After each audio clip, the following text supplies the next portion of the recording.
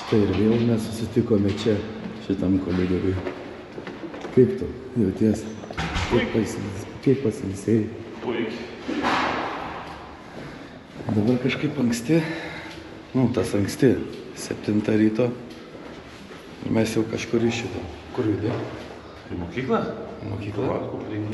Aš irgi turiu viskas kaip priklauso. Laukia šiandien nauja diena. Kažką reiks nuveikti prasmingo, ne? Nauji poteriai. Į šitą sportą manęs netinka. Pamukai? Nebent su tuo bagažiniu parašiau. Tai Toma jau išeini, matau, neskrisi su manim šiandien. Kas treniruojasi smėlį važinėti, kas virš smėlio skraida.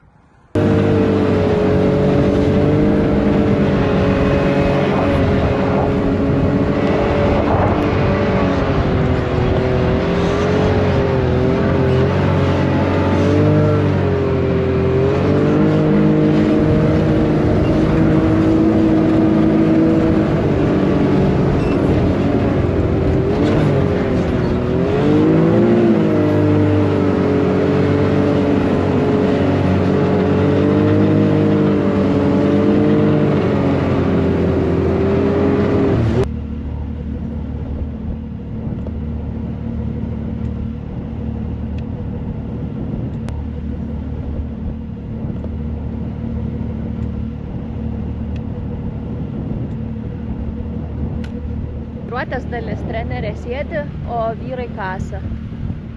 Va. Antras bandymas.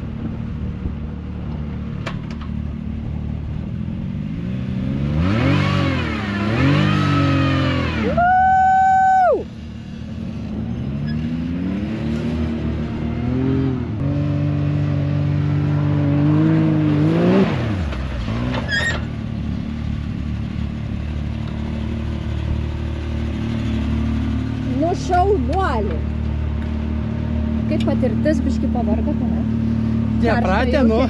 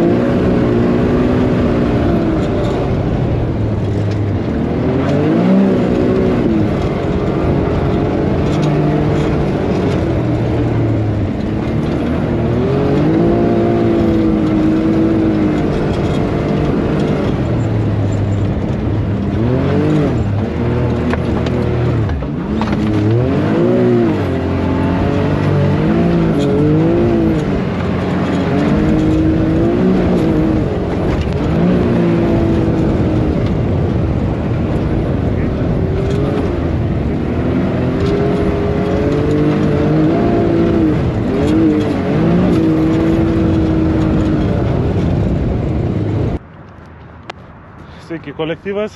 Nu ką, mes po antros dienos treniruočių, po dušiuko jau, kaip Kiek ten sakė šturmaniukas, pravažiavom 102 kilo, ne? 120 kg sportinių režimų paskui Emiliją. Emilija, nu žinoma, Emilija ten labai Nespaudė, nu gale tai teko dasivyti. Nu jau ten gale jo, reikėjo biškai pasistengti atvytis, bet viskas tvarkoj.